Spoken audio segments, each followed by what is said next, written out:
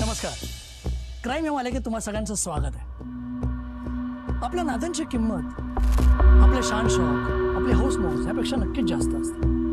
आणि एका विवाहित स्त्रीसाठी सगळ्यात महत्त्वाचा असतो तिचा संसार. आपला संसार सुखाचा व्हावा म्हणून ती जीवाचं रान करत असते. पण आपल्याच माणसाचा जीव घेण्याची प्रवृत्ती असेल तर ते नात्यांना काळिमा फासणारं ठरतं. अशीच नात्यांना काळिमा फासणारी एक गोष्ट आज आपण बघणार आहोत.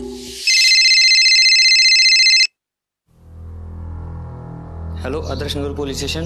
हा नमस्कार साहेब, मी केशव बोलतोय. हा बोला. साहेब, लबडे वस्तीत एका 55 वर्ष बाईचा खून झालाय. काय नाव त्यांचं? कमला आमटे. तुम्ही कोण त्यांचे? साहेब, मी त्यांचा शेजारी आहे आणि सगळ्यात पहिल्यांदा मीच त्यांना मेलेलं पाहिलं. तुम्ही साहेब लवकर या. तुम्ही तिथेच थांबा. बॉडीला कोणालाही हात लावून देऊ नका. आम्ही लगेच येतोय. ओके ओके, ठीक आहे साहेब. काय झालं? कोणाचा खून झाला?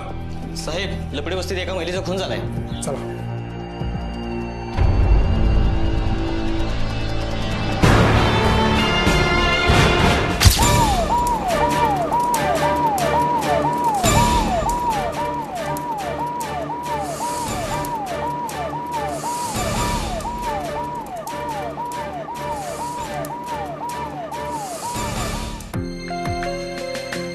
चला, बाजूला बाजूला बाजूला बाजूला बाजूला. फोन कोणी केला होता? मीच केला होता मॅडम. तुम्ही इथेच थांबा, आम्ही आज जाऊन येतो.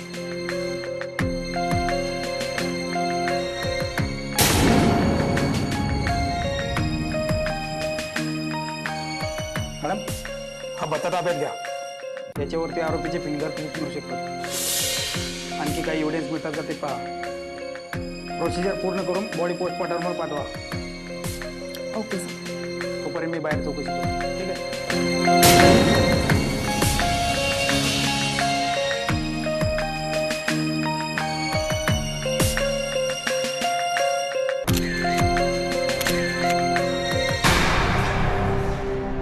तुम्ही इथे कसं काय आला? इथे नक्की काय घडलंय? साहेब, मी इकडनं रस्त्याने चाललो होतो, तेवढ्यात मला कमलाबाईचा किंचाळण्याचा आवाज आला आणि म्हणून मी इकडे धावत आलो. इथे आल्यावर काय बघितलं तुम्ही? साहेब, कमलाबाई मरण पावल्या होत्या आणि त्यांची सून बेशुद्ध अवस्थेत पडली होती. म्हणून आम्ही तिला दवाखान्यात नेलं आणि तुम्हाला फोन केला. त्या दोघींवर कोणीतरी बाहेरच्यांनी हल्ला केलेला दिसतोय. तुम्ही यांच्या बाजूला राहता का? हो साहेब. त्यांची कोणाची दुश्मनी वगैरे काय होती का? नाही साहेब, तसं काही नव्हतं. यांच्या घरी अजून कोण कोण असतं? साहेब, कमलाबाईंना एक मुलगा आहे, पण तो परगावी असतो. त्याला मी फोन केला आहे, पण तो अजून आला नाही. तो येईलच इतक्यात. ठीक आहे. सर, प्रोसिजर पूर्ण झाली आहे. मॅडम, तुम्ही एक काम करा. या कमलाबाईला एक मुलगा आहे जो परगावी असतो. तो आला की त्याला पोलीस स्टेशनला बोलून घ्या. आणि या कमलाबाईला एक सून आहे जी हॉस्पिटलमध्ये बेशुद्ध आहे. ती शुद्धीवर आली की तिची चौकशी करा. ठीक आहे? Yes sir.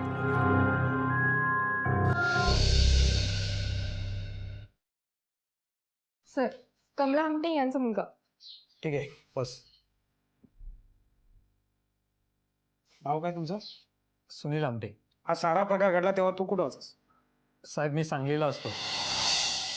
महिन्यातून 2-3 वेळा मी शनिवार रविवार घरी येतो. पण हे कळलं तसं मी इथे आलो. मग घरी कोण कोण असतं? माझी आई आणि माझी बायको. तुमच्या बायकोत आणि आईत काय भांडणं व्हायची का? हो, व्हायचे, पण किरकोळ. पण माझी बायको असं नाही करणार साहेब. सख्या आईप्रमाणे ती तिच्यावर जीव लावायची. तुमचा कोणावर डाऊट आहे का? कामानिमित्त मी बाहेर असतो, मी काही सांगू शकत नाही. हा, पण माझी बायको सांगेल. अजून हॉस्पिटलमध्येच आहेत का? हो साहेब.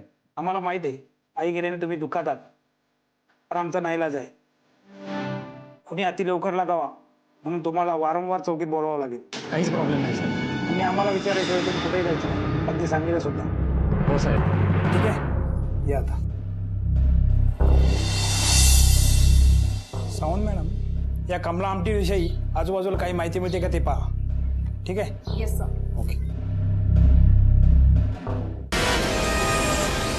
कमला आमटे ह्या स्त्रीची तिच्या राहत्या घरात हत्या करण्यात आली.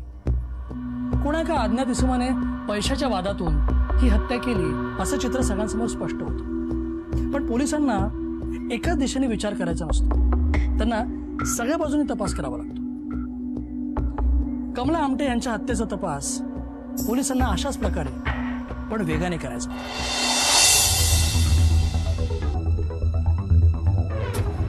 मॅडम, कशी तब्येत आहे तुमची?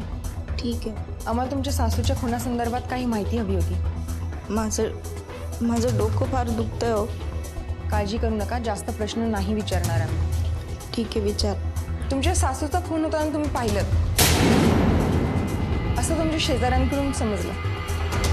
सगळ्या घटनेच्या तुम्ही एकमेव साक्षीदार आहात. हो मॅडम. नेमकं काय झालं होतं तेव्हा? दुपारचं मी आणि आई जेवण बनवत होतो.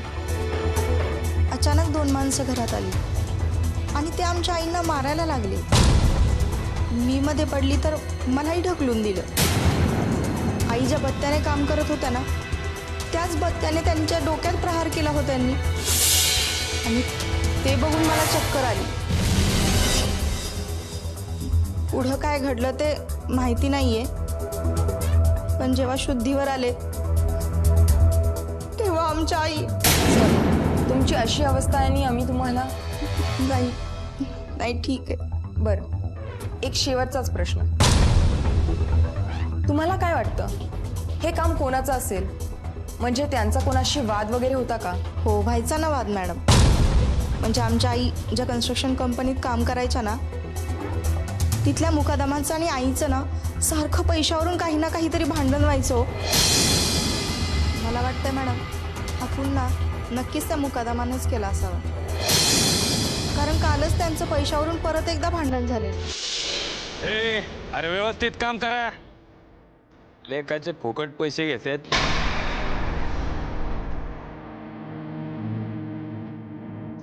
नीट कर ना काम.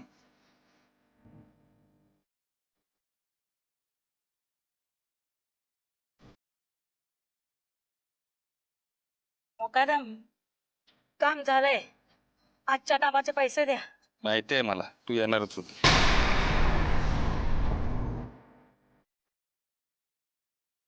ठीक आहे. हे काय मुकादम, यावेळी पण तुम्ही मला कमीच पैसे दिले. कमी पैसे? ऍडव्हान्स घेताना लाज नाही वाटत? खोटं बोलू नका तुम्ही. मी कधीही तुमच्याकडनं उचल घेतलेली नाहीये. पैसे टाका माझे आधी. हे बघ कमला, तू माझ्यावर खोटा आरोप करू नको.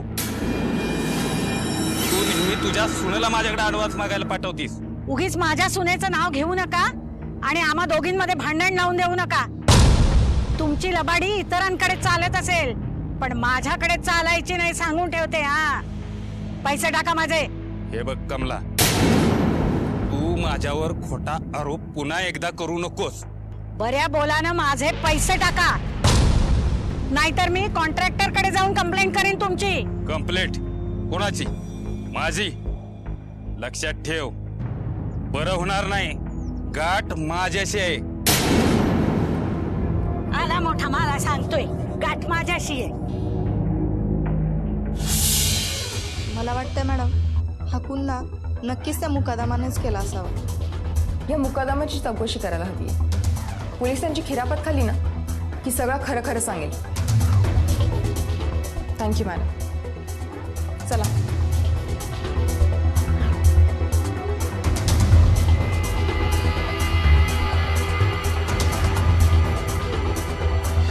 पोलिसांनी लगेच पावलं उचलली, मुकादमा गाठला. पण तिथे पोचल्यावर त्यांच्या लक्षात आलं की हा काहीतरी वेगळाच प्रकार आहे.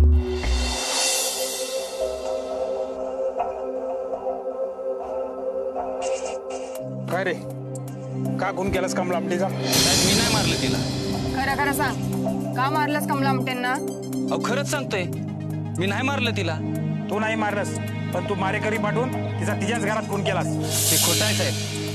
मी कशाला मारेकरी पाठवून कमलाला मारू? कारण तुझ्यात आणि कमलात पैशांवरून वाद होता.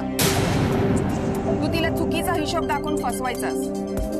तुमच्यात त्याच्यावरूनच वाद व्हायचे. तिने तुला एकदा धमकी दिली होती की ती तुझी कंप्लेंट कॉन्ट्रॅक्टरकडे करेल. तुझा राग अनावर झाला. आपली नोकरी जाईल म्हणून तू तिलाच मारून टाकलंस. नाही मॅडम, मी कमलाचा 1 रुपया देखील खाल्लेला नाही. आणि तुम्हाला खरं सांगतो, मी कमलाचा खून केला नाही हे मी तुम्हाला सिद्ध करून दाखवू शकतो. कसं काय सिद्ध करू शकतोस की तू कमला आमटेचा खून केला नाहीस?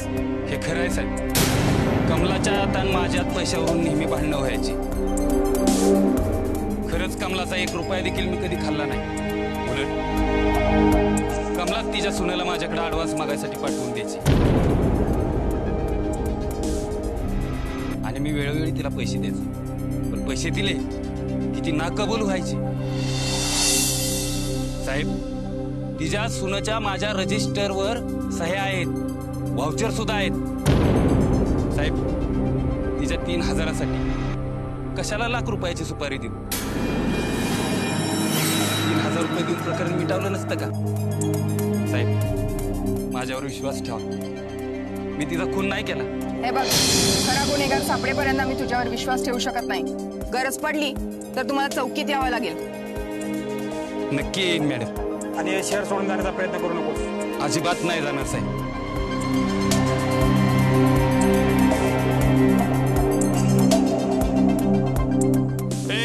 इथं काय शनिमा चाललाय का? चला लागा कामाला.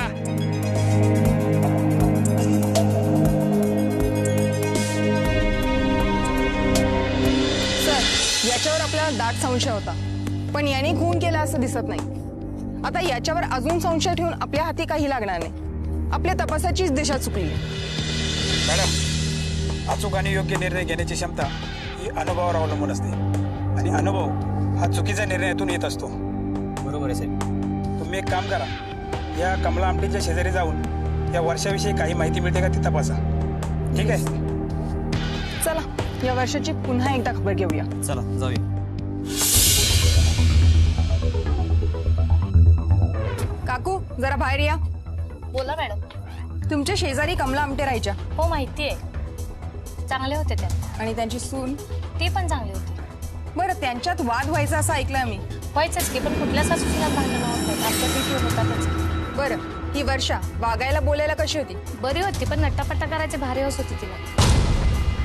सून नटापटा करते म्हणून सासूचा आणि सुनात सारखा वाद व्हायचा. म्हणजे सून पैसा खूप खर्च करायची असं म्हणा की? हो, तसंच म्हणा. बरं, ठीक आहे.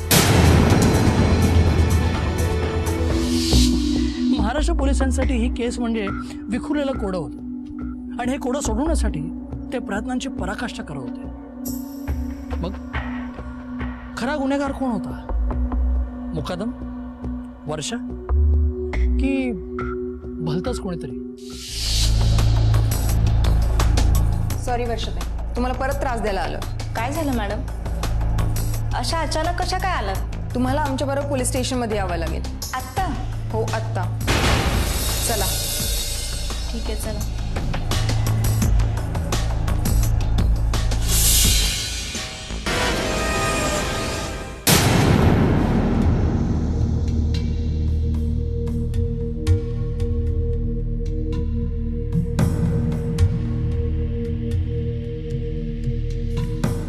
काय हो दादा, कसे आहात तुम्ही? बोला साहेब, काय घेणार? काही नको, मला सांग, ही वर्षा मागा बोलायला कशी होती? बरी होती साहेब, पण लय भांडखोर. सासूची सारखा वाद. भांडायची म्हणजे नक्की काय करायची? हेच आपलं कपडे, पैसे, घरगुती वाद. असं आहे तर सारं प्रकरण. हो साहेब. बरं ठीक आहे, येतो. ठीक आहे साहेब.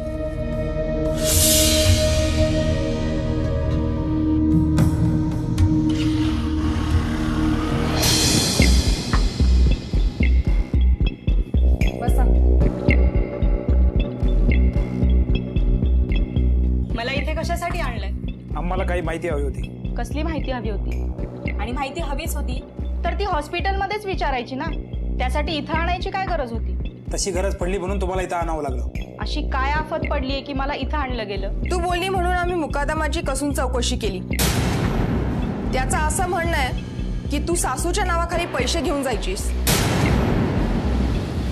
आणि मग तुझी सासू मुकादमाशी भांडायची. हो, हे खरं आहे की मी मुकादमांकडे पैसे मागायला गेलेले, पण ते आईंच्याच बोलण्यावरून, त्यांच्याच बोलण्यावरून मी मुकादमांकडे 2-3 वेळा पैसे मागायला गेलेले, कारण तशी गरज पडली.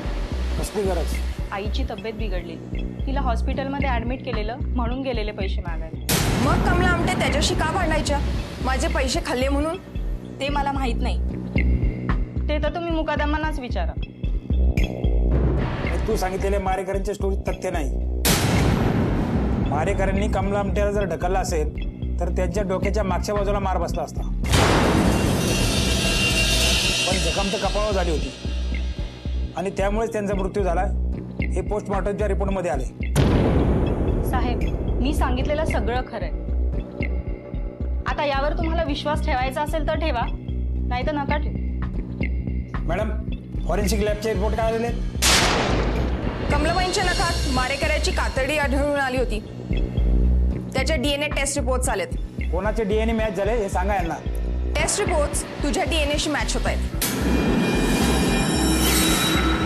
सर, ही वर्षा तर खूपच चतुर निघाली.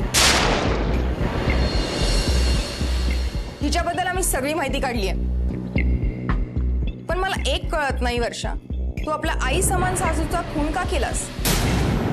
वर्षा, आता सगळं खरं खरं सांगतेस का आमच्या पद्धतीने बदलून घेऊ?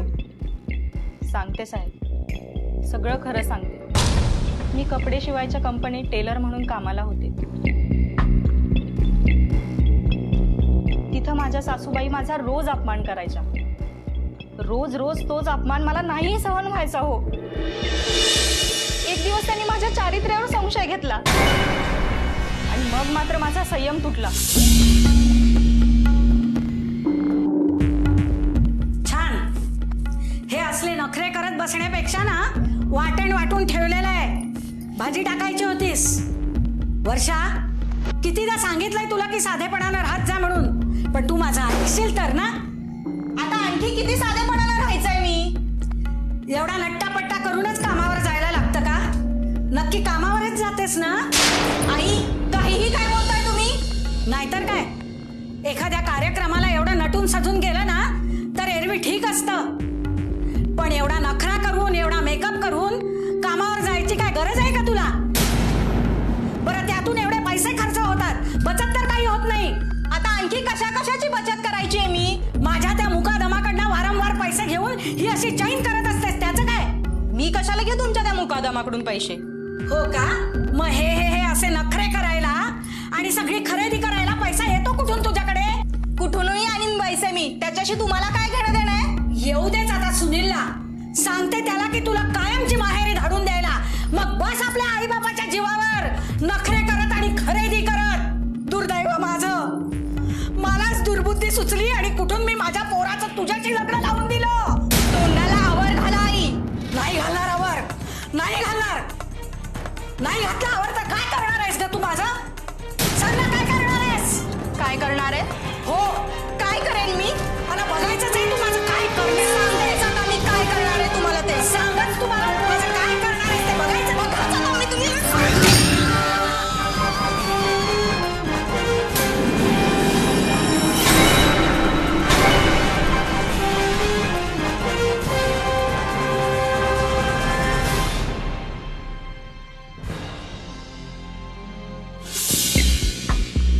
मग माझ्यावर कोणाला संशय येऊ नये म्हणून स्वतःला जखम करून घेतली. बेशुद्ध पडायचं नाटक केलं. संसार म्हटलं की ऍडजस्टमेंट ही आलीच. थोडं तुझ्या मनासारखं, थोडं सासूच्या मनासारखं केलं असतंस तर ही वेळ तुझ्यावर आली नसती.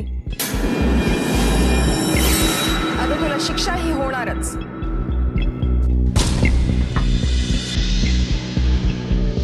लग्नानंतर स्वातंत्र्य मिळालं नाही म्हणून वर्षाने आपल्या सासूचा खून केला. यावर जर सामंजस्याने घेतलं असतं विचारपूर्वक पावलं उचलली असती तर तिचा संसार उद्ध्वस्त होण्यापासून वाचला असता. पण नेमकं अशा वेळी आपण आपलं संतुलन गमावून असतो, मनावरचा ताबा सुटतो. आणि मग गुन्ह्याची कुठलीही पार्श्वभूमी नसताना एक सर्वसामान्य माणूस गुन्हेगार नाही. म्हणूनच आपण सगळ्यांनीच मनावर ताबा ठेवणं शिकणं अत्यंत गरजेचं आहे. असं आजचा भाग इथेच संपतोय. पुन्हा भेटूया एका नवीन कथेसह पुढच्या भागात. तोवर सुरक्षित राहा, दक्ष राहा. जय हिंद.